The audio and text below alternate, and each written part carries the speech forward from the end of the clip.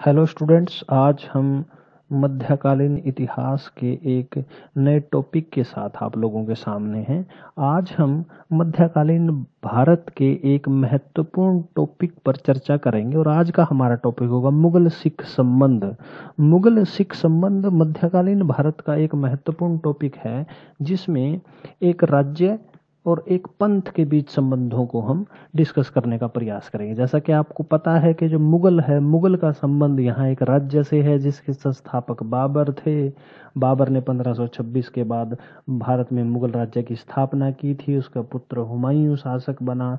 उसके बाद उसका पुत्र अकबर, अकबर का पुत्र जहांगीर, जहांगीर का पुत्र शाहजहां और शाहजहां का पुत्र औरंगजेब, जिसने 1707 ईस्वी तक शासन किया था। तो एक शब्द इसका एक मुख्य भाग है मुगल। जो मुगल हैं, जो मुगल शब्द यहाँ एक राज्य के लिए प्रयोग हो रहा है। दूसरी तरफ हम देखते हैं सिख। जब सिखों से हमारा अभिप्राय यहाँ एक पंथ से है, एक धर्म से है, जिसके संस्थापक गुरु नानक देव जी थे।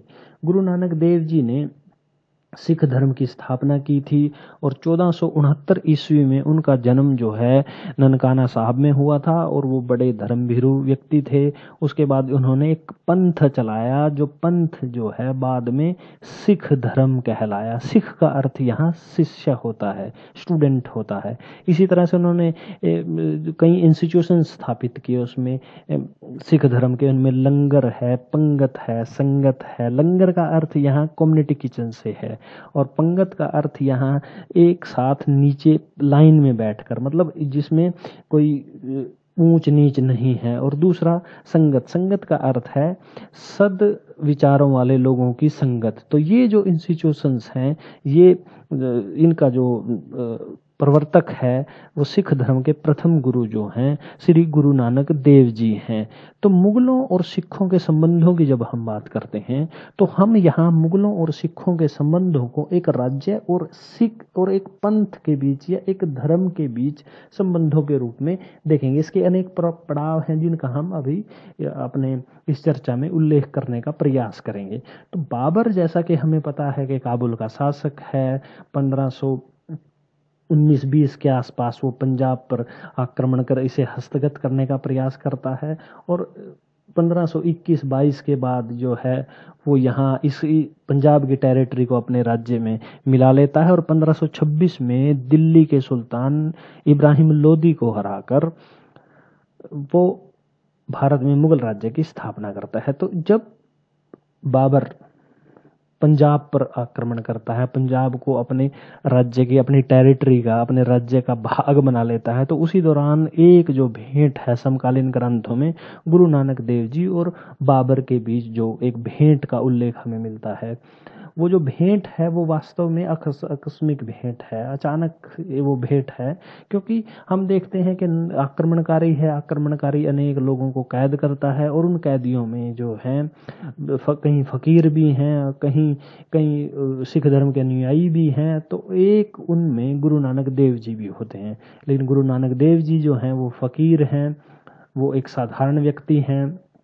लोगों की आक्रमणकारी की दृष्टि में वो एक साधारण व्यक्ति है और उन्हें कैद कर लिया जाता है। लेकिन मुगलों के जो पदाधिकारी हैं, बाबर के जो पदाधिकारी हैं, वो गुरु नानक देव जी के इस आचरण से, फकीरी वेशभूषा से, उनके विचारों से बड़े प्रभावित होते हैं और इसकी सूचना वो बाबर को देते हैं। उसके बाद बाबर जो है उस फकीर या हम दूसरे शब्दों में गुरु नानक देव जी को आज़ाद करने के निर्देश देते हैं। लेकिन गुरु नानक देव जी जो हैं आज़ाद नहीं होते और कहते हैं कि जब तक मेरे साथियों को, मेरे साथ जिन्होंने कोई गलत काम नहीं किया है, जिन्होंने कोई नियम नहीं तोड़ा है, जब तक उन्हें मेरे साथ आज़ाद नहीं किया जाता तब तक मैं कैद में ही रहूँगा। लेकिन उसके बाद जो है बाबर उन सब को आज़ाद कर देते हैं।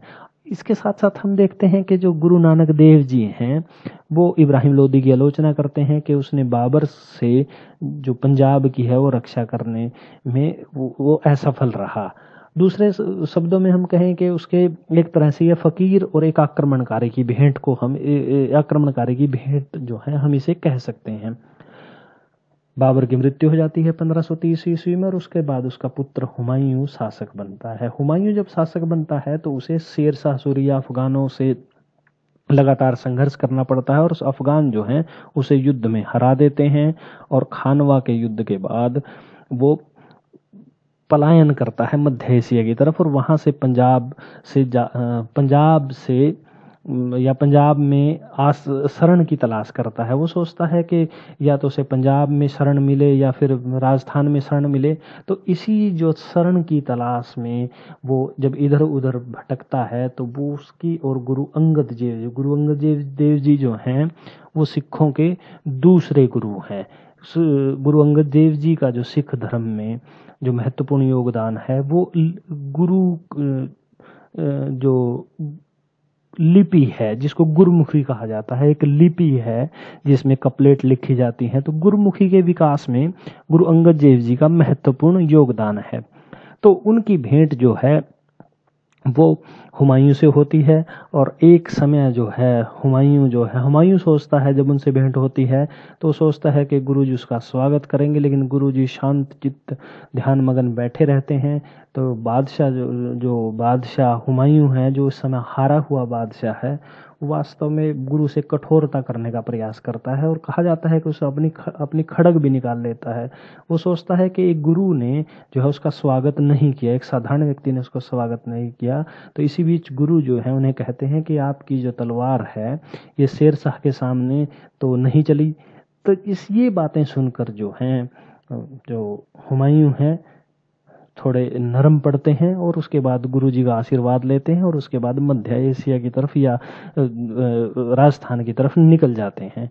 तो सिख गुरुओं और मुगल बादशाहों की ये जो भेंट है इसको हम कह सकते हैं कि ये आकस्मिक भेंट है। ये एक तरह से इन भेंटों को हम कह सकते हैं कि जो बादशाह है एक शरणागत बादशाह है और दूसरा जो है एक आक्रमणकारी बादशाह है। तो इन दोनों के बीच ये जो भेंटें हैं ये ज़्यादा महत्व नहीं रखती। लेकिन इसके बाद हम देखते हैं कि 1556 ईस्वी में हुमायूं का पुत्र अकबर बादशाह बनता है, जिसको एक सहनशील और धार्मिक रूप से सहिष्णु बादशाह के रूप में जाना जाता है। उनके समकालीन जो है गुरु अमरदास जी हैं।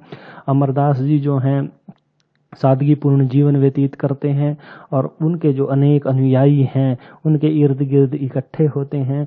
और जो धार्मिक रूप से सहिष्णु बादशाह जो है, जैसा कि हम जानते हैं कि विभिन्न धर्मों के विभिन्न पंथों के लोगों से मिलने में झिझकता नहीं है। और इसी तरह की एक भेंट जो है गुरु अमरदास जी और अकबर के बीच होती है। और गुरु अमरदास जी के व्यक्तित्व से बादशाह अकबर प्रभावित होते हैं और उन्हें जमीन का टुकड़ा जो उस समय जागीर है वो देने का प्रयास करते हैं। लेकिन गुरु अमरदास जी जो हैं वो सांसारिक बातों में ज़्यादा दिलचस्पी नहीं लेते और वो जो है मना कर देते हैं। लेकिन जो अकबर है उनकी जो पुत्री है बीबी भानी है उनके नाम जागीर दे देता है।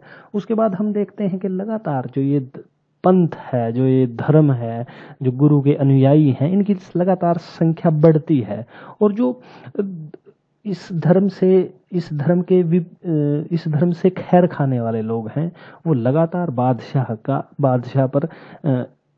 बादशाह के कान भरते हैं कि ये जो सिख लोग हैं, ये जो सिख गुरु हैं, वो लोगों को अपने धर्म में जबरदस्ती दीक्षित कर रहे हैं और एक तरह से आडंबर इसको मानते हैं।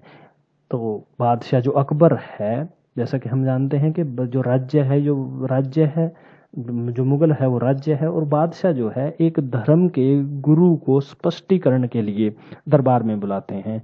तो गुरु अमरदास जी स्वयं वहां ना जाकर अपने दामाद जेठा जी को भेजते हैं और जेठा जी स्पष्टीकरण देते हैं और उसके बाद जो है अकबर उस स्पष्टीकरण से संतुष्ट हो जाता है और दोनों के संबंध जो हैं वो एक तरह से मित्रवत संबंध हम इस पीरियड में देखते हैं। उसके बाद हम देखते हैं कि 1774 में गुरु अमरदास जी के बाद गुरु रामदास जी गद्दी पर बैठते हैं या गुरु रामदास जी सिखों के नए गुरु बनते हैं। जो गुरु रामदास जी वास्तव में जेठा जी ही हैं। जेठा जी जो हैं गुरु रामदास जी के नाम से गद्दी पर बैठते हैं। और जब जेठा जी और मुगल शासक अकबर के संबंध भी जो हैं वो ठीक हैं, अच्छे हैं। और 1577 ईस्वी में गुरु को या सिख संप्रदाय को जमीन दी जाती है और वो वहाँ एक तालाब का निर्माण करते हैं। जो तालाब है वो अमृतसर कहलाता है। और बाद में हम देखते हैं कि ये जो जमीन दी गई है, यहाँ एक बड़ा नगर, विशाल अमृतसर नगर बनेगा, जो आज सिखों का सबसे पवित्र स्थान है। इसके साथ साथ हम देखते हैं कि गुरु रामदास जी जो हैं, पंजाब के सिखों का भू राजस्व जो है वो उसमें राहत देने का आवेदन करते हैं, जिसे अकबर जो है स्वीकार कर लेता है। तो यहाँ जो गुरु सिख गुरु हैं वो किसानों के एक तरह से खेवनहार बनकर उभरते हुए हमें दिखाई देते हैं। इसके बाद हम देखते हैं 1561 ईस्वी में गुरु रामदास जी के बाद गुरु अर्जुन देव जी गद्दी पर बैठते हैं या नए गुरु बनते हैं। और वो उनका जो सबसे महत्वपूर्ण, गुरु अर्जुन देव जी का जो सबसे महत्वपूर्ण कंट्रीब्यूशन है सिख धर्म में, वो है गुरु ग्रंथ साहब का संकलन। वो गुरु ग्रंथ साहब का संकलन करते हैं। और जो गुरु के विरोधी हैं, जो इस सिखों के विरोधी हैं, वो गुरु पर या उस पुस्तक को, जो गुरु ग्रंथ साहब है, उसको कुरान का विरोधी या इस्लाम का विरोधी होने का आरोप लगाते हैं। और गुरु को इस मामले में स्पष्टीकरण देने के लिए दरबार में बुलाया जाता है। तो गुरु अर्जुन देव जी भाई रामदास तथा बाबा बुड्ढा को स्पष्टीकरण देने के लिए दरबार में भेजते हैं और बादशाह इस स्पष्टीकरण से संतुष्ट होता है और दोनों के संबंध जो हैं एक तरह से मित्रवत बने रहते हैं। इसके बाद गोइंदावाल में गुरु और अकबर की भेंट होती है। अकबर स्वयं गुरु से मिलने जाते हैं और गुरु जो है अकाल पीड़ित किसानों को राहत देने का आवेदन जो है बादशाह से करते हैं। और अकबर जो है किसानों को भू राजस्व देने में, या जो भू राजस्व जो उनका लगान है उसमें कुछ राहत देता है। तो यहाँ हम देखते हैं कि अकबर के पीरियड में जो गुरु हैं वो एक तरह से किसानों के नेता के रूप में उभर रहे हैं। उसके बाद हम देखते हैं कि 1605 ईस्वी में जहांगीर जो है नया बादशाह बनता है। जहांगीर को जैसा हम जानते हैं कि जब वो बादशाह बनते हैं तो उनका जो पुत्र है खुसरो, वो उनके खिलाफ विद्रोह कर देता है। और उसी विद्रोह के दौरान जो है वो उसकी जो भेंट है वो गुरु अर्जुन देव जी से होती है। तो एक तरह से जबकि वो जो है विद्रोही है और वो जो गुरु से मिल रहा है, तो ये जो है उनका गुरु का ये काम जो है जहांगीर को पसंद नहीं आता। इसके साथ साथ हम देखते हैं कि इसी पीरियड में जो लाहौर के दीवान चंदू शाह है, वो अपनी पुत्री के विवाह का प्रस्ताव गुरु अर्जुन देव जी के पुत्र के साथ रखते हैं। लेकिन गुरु अर्जुन देव जी जो हैं अपने अनुयायियों के कहने से इस विवाह प्रस्ताव को ठुकरा देते हैं। और जो दीवान चंदू शाह है वो गुरु अर्जुन देव सिंह जी से बैर रखने लग जाता है। इसी के साथ साथ हम देखते हैं कि राज्य विरोधी गतिविधियों का आरोप एक बार फिर गुरु अर्जुन देव जी पर लगाया जाता है। और उसी दौरान हम देखते हैं कि पंजाब में कई जगह अशांति फैलती है और जहांगीर को लगता है कि जो ये अशांति है इसमें कहीं ना कहीं गुरु जी का हाथ है। जहांगीर जो है उसका अपना मत है, जो उसकी पुस्तक है, जो उसकी जीवनी है तुझके जहांगीरी, वो लिखता है उसमें कि ये जो गुरु का ये जो सिख धर्म है ये वास्तव में आडंबर है। इसको आडंबर के रूप में वो कहता है। और एक तरह से उसका जो व्यक्तिगत राय है वो सिख धर्म के बारे में वो ठीक नहीं है और उनके गुरुओं के बारे में वो ठीक नहीं है। और वो जो है गुरु पर राज्य विरोधी गतिविधियों में भाग लेने के लिए उन पर जुर्माना लगाता है। अब जो सिख हैं या सिख गुरु हैं वो जुर्माना कहाँ से देंगे, फकीर हैं, तो एक तरह से जो है वो मना कर देते हैं। और उन्हें जो है ये आडंबर, जैसा कि जहांगीर जो खुद उसको आडंबर मानता है, कि आडंबर वाली इस दुकानदारी को बंद करने का हिदायत देता है। लेकिन इसकी परिणति जो है वो गुरु की शहादत के रूप में हमारे सामने आती है कि गुरु को जो है उसकी हत्या कर दी जाती है जहांगीर के अधिकारियों द्वारा गुरु जी की हत्या कर दी जाती है। और उसके बाद हम देखते हैं कि 1606 ईस्वी में गुरु हरगोविंद सिंह जी जो हैं सिखों के अगले गुरु बनते हैं। जैसा कि हमें पता है कि अब जो है शहादत के बाद सिखों ने अब सिख धर्म में थोड़ा परिवर्तन होना शुरू होता है। अब वो अपनी सुरक्षा के लिए एक तरह से अपनी सुरक्षा का बंदोबस्त करने लगे। जैसे फॉर एग्जाम्पल वो सैनिक शिक्षा लेने लगे, उसके जो अनुयायी हैं सैनिक शिक्षा लेने लगे, घोड़ा रखने लगे। और इसी बीच हम देखते हैं कि वो जो जुर्माना जो गुरु अर्जुन देव जी पर लगा था वो नहीं भरा गया, तो दोबारा भरने को कहा जाता है। लेकिन जो गुरु हैं उनके पास इतना धन नहीं होता, या दूसरे शब्दों में वो जुर्माना भरना नहीं चाहते, तो इस आरोप में उन्हें बंदी बना लिया जाता है और ग्वालियर के किले में भेज दिया जाता है। और कहा जाता है कि वो कई सालों तक जो है ग्वालियर के किले में बंदी रहते हैं। उस दौरान उनके अनुयायी पंजाब से ग्वालियर जाते हैं और किले को जो है नमस्कार या मत्था टेक कर वहाँ वापिस आते हैं। तो एक तरह से जो बाबा है, जो गुरु हरगोविंद सिंह जी हैं, वो बंदी बाबा के रूप में प्रसिद्ध होते हैं। उनका आचरण जो है वो पदाधिकारियों को, जो मुगल पदाधिकारी हैं उनको भी प्रभावित करता है, और थोड़े दिन बाद उन्हें कैद से रिहा कर दिया जाता है।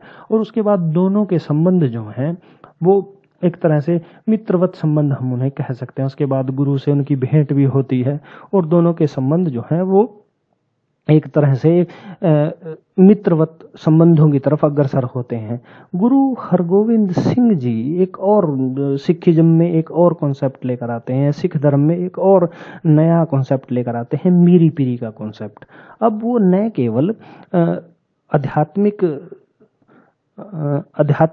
वर्चस्व का दावा करते हैं, इसके साथ साथ वो सांसारिक वर्चस्व या सांसारिक वर्चस्व का भी दावा करने लग जाते हैं। और ये को जो कॉन्सेप्ट है, ये मीरी पीरी का कॉन्सेप्ट हम इसे कहते हैं। मीरी पीरी अर्थात ये है कि जो गुरु हरगोविंद सिंह जी हैं वो दो कृपाने रखते हैं, एक उनकी अध्यात्म शक्ति का प्रतीक है और दूसरा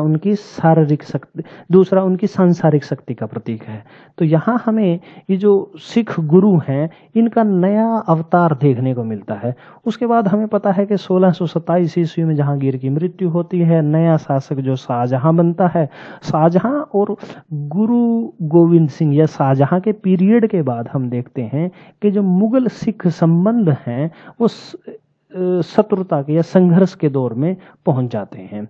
जो जैसा कि हमें पता है कि जो जहांगीर है उसके विचार जो हैं सिखों के प्रति वो ठीक नहीं है, वो उन्हें अडम्बरी कहता है। और दूसरे शब्दों में जब शाहजहां के जो विचार हैं वो भी सिखों के बारे में ठीक नहीं है।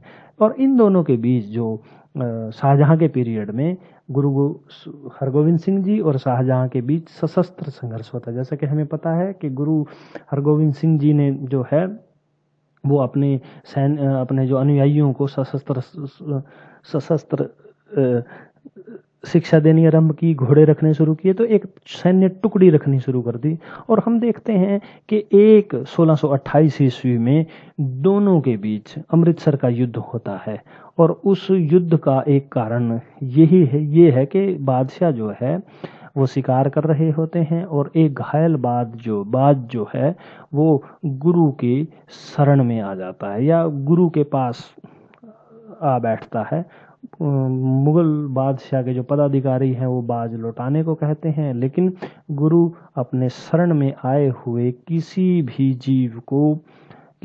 जीव को लौटाने से मना कर देते हैं। और दोनों के बीच 1628 में झगड़ा होता है, युद्ध होता है। हालांकि इस युद्ध में जो है सिखों की हार होती है। उसके बाद हम देखते हैं 1631 में एक और लड़ाई होती है, एक युद्ध होता है जिसे लहरा का युद्ध कहा जाता है। ये इस युद्ध का मुख्य कारण है कि गुरु के जो अनुयायी हैं वो बड़ी संख्या में गुरु को घोड़े भेंट करने लग जाते हैं। और इस गुरु का एक अनुयायी मध्य एशिया से घोड़े खरीद कर गुरु के पास आ रहा होता है और उसे मुगल पदाधिकारी पकड़ लेते हैं और ये दावा करते हैं कि ये जो घोड़े हैं ये शाही अस्तबल के हैं। और इसी दौरान गुरु का एक अनुयायी उन घोड़ों को शाही अस्तबल से लेकर गुरु के पास पहुंचता है और दावा करता है कि ये वास्तव में जो घोड़े हैं वो मुगल घोड़े न होकर अनुयायियों के घोड़े हैं जो आपको भेंट करने के लिए यहाँ लाए जा रहे थे। तो गुरु को घोड़े वापस करने के आदेश दिया जाता है और दोनों के बीच मुगलों अधिकारियों और सिखों के बीच एक लड़ाई होती है जिसे लहरा का युद्ध कहा जाता है। हालांकि जो मुगल अधिक शक्तिशाली हैं इसलिए गुरु को जो है वो क्षेत्र छोड़कर या जो वो क्षेत्र छोड़कर करतारपुर में अपना ठिकाना बनाना पड़ता है। और 1634 में एक बार फिर दोनों के बीच संघर्ष होता है, जिस संघर्ष का कारण गुरु का एक पठान नौकर है।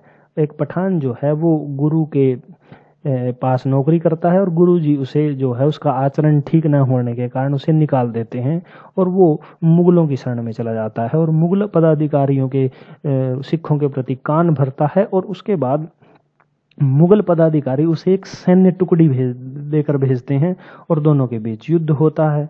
उस युद्ध में जो है सिख जीत जाते हैं और उसके बाद इन दोनों के बीच शाहजहां और गुरु हरगोविंद सिंह जी या मुगलों और सिखों के बीच इस पीरियड में हमें ज़्यादा संघर्ष का उल्लेख नहीं मिलता। उसके बाद हम देखते हैं कि 1644 ईस्वी में गुरु हरगोविंद सिंह जी के बाद गुरु हरराय जी नए गुरु बनते हैं। गुरु हरराय जी गुरु हरगोविंद सिंह जी के पुत्र हैं। हालांकि उनके पिता के भाई जिनमें एक अर्जन सिंह है और अर्जन सिंह है, वो हालांकि इस बात का विरोध भी करते हैं कि उन्हें जो है, जैसे कुछ इतिहासकार मानते हैं कि वो इसका विरोध करते हैं, लेकिन जो गुरु हरगोविंद सिंह जी हैं वो अपने पुत्र हरराय को जो हैं वो गुरु बना देते हैं। और गुरु हरराय जो हैं उनकी मुगल जो शहजादा है दारा से मित्रता होती है और मुगल जो शहजादा दारा है उसे शाहजहां अपना उत्तराधिकारी नियुक्त कर देता है, लेकिन जो दारा के भाई हैं वो उसे मुगल राज्य का उत्तराधिकारी स्वीकार नहीं करते और एक तरह से शाहजहां के पुत्रों के बीच गद्दी के लिए युद्ध आरंभ हो जाता है, जिसे उत्तराधिकार का युद्ध कहते हैं। इसमें एक तरफ एक दारा है, एक औरंगजेब है, मुराद है, शुजा है और चारों भाइयों में युद्ध होता है। और उन चारों भाइयों के युद्ध के दौरान हम देखते हैं कि जो गुरु हरराय जी हैं वो अपने मित्र दारा का साथ देते हैं, लेकिन उस उत्तराधिकार के युद्ध में दारा हार जाता है और दारा की हार के बाद औरंगजेब बादशाह बनता है। और जब दारा युद्ध में हारता है तो पंजाब में गुरु से भेंट करता है। तो एक तरह से जब वो दारा गुरु से भेंट करता है, वो उसका मित्र है, तो अगला जो मुगल बादशाह है वो बनता है औरंगजेब। औरंगजेब, जैसा कि हम अभी उल्लेख कर चुके हैं, 1698 ईस्वी में अपने भाई दारा को हराकर मुगल बादशाह बना और दारा का जो साथ है वो गुरु हरराय जी ने दिया। तो एक तरह से गुरु और औरंगजेब के बीच जो है वो शत्रुता वहीं से आरंभ हो जाती है। जो औरंगजेब है वो गुरु हरराय को अपना शत्रु मानने लगता है। और जैसा कि हम देखते हैं जहांगीर के समय, शाहजहां के समय सिखों पर इस्लाम विरोधी होने का आरोप लगाया जाता है, उसी तरह के आरोप जो हैं इस पीरियड में भी लगाए जाते हैं। लेकिन हम देखते हैं कि जो गुरु हरराय हैं वो अपने पुत्र राम राय को इन आरोपों को स्पष्ट करने के लिए दरबार में भेजते हैं।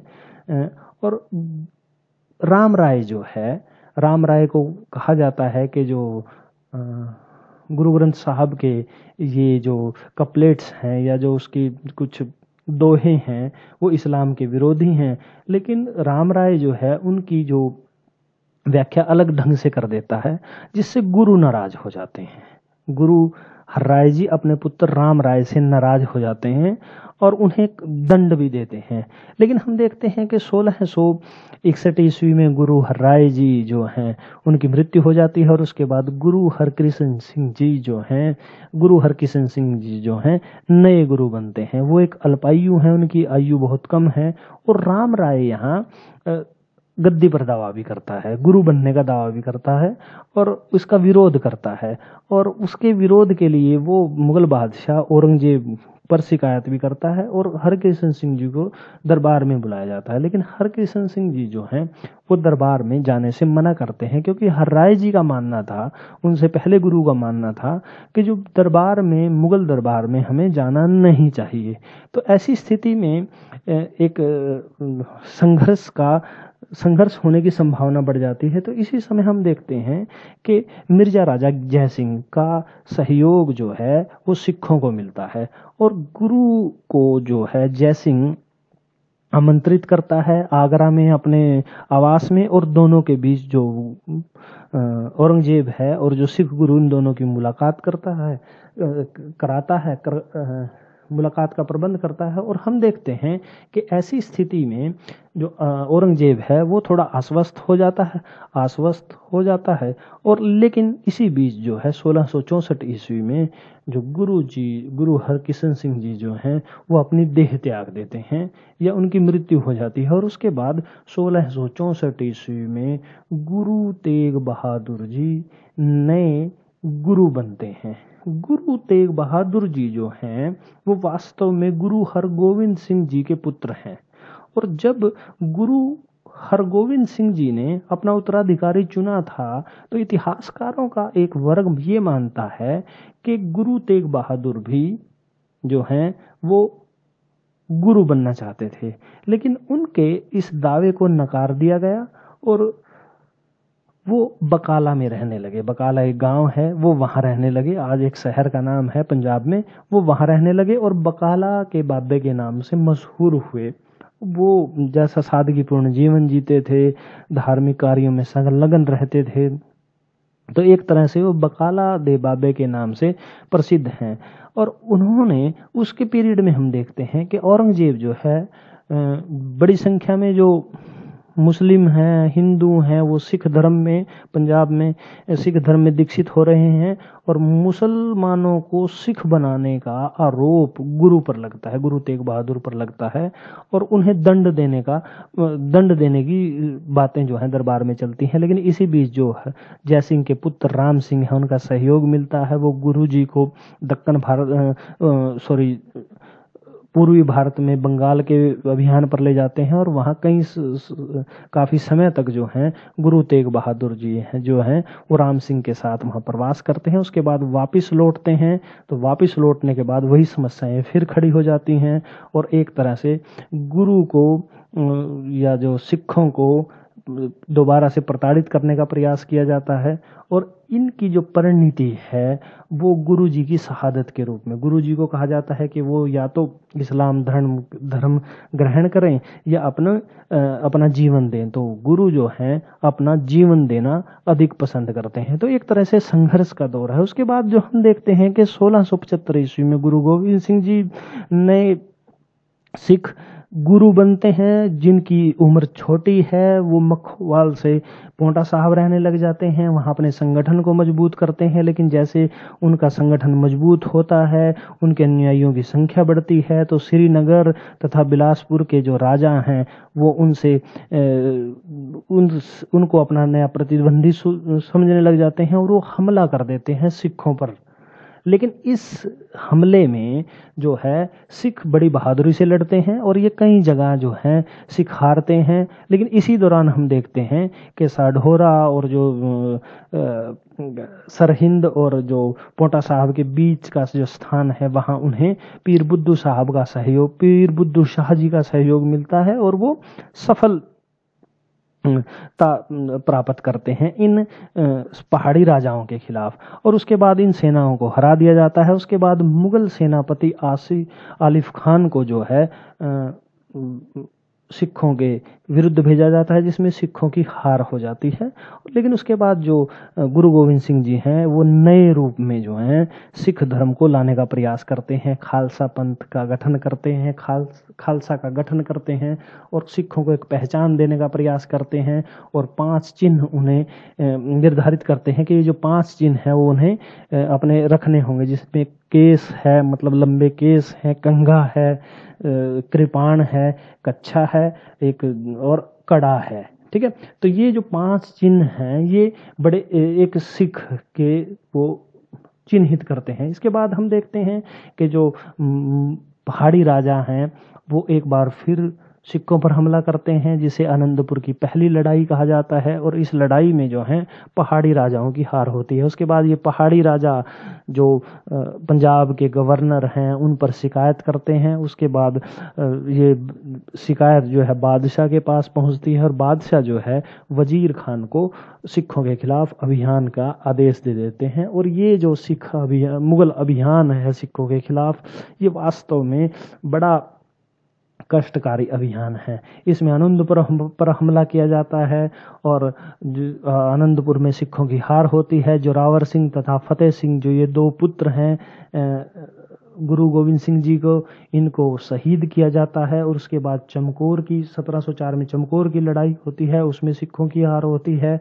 वहाँ गुरु गोविंद सिंह जी के पुत्र अजीत सिंह तथा जुझार सिंह को यातनाएं देकर मारा जाता है या उनको शहीद किया जाता है। उसके बाद 1706 में अमृतसर की लड़ाई होती है जिसमें सिखों की हार होती है। ये जो वजीर खान का जो अभियान है ये वास्तव में बड़ा एक तरह से जिसको हम कह सकते हैं कि बड़ा कठोर अभियान है। और उसके बाद गुरु जी हैं जो हैं वो तलवंडी में रहना शुरू कर देते हैं, जिसे गुरु की काशी भी कहा जाता है।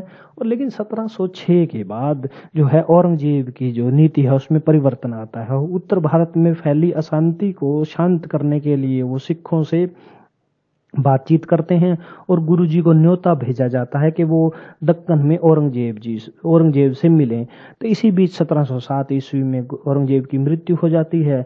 जब गुरु जी यहाँ से उत्तर भारत से दक्कन की तरफ जाते हैं तो नांदेड़ में एक अफगान उन पर हमला कर देता है और हमले में वो घायल हो जाते हैं। उसके बाद वो शहीद हो जाते हैं। उसके बाद जो है सिखों का जो अगला जो सिखों के संघर्ष का जो नया प्रतीक है वो बंदा सिंह बहादुर बनता है। और एक लंबा संघर्ष जो है बहादुर शाह और बंदा सिंह बहादुर के बीच चलता है और उस संघर्ष की परिणति जो है बंदा सिंह बहादुर की मृत्यु के रूप में होती है। इस प्रकार हम देखते हैं कि ये जो संघर्ष है मुगलों और सिखों का, ये एक तरह से संघर्ष, इसके कई दौर हैं। जैसे पहले दौर में मित्रता है और दूसरा दौर जो है एक संघर्ष का दौर चलता है।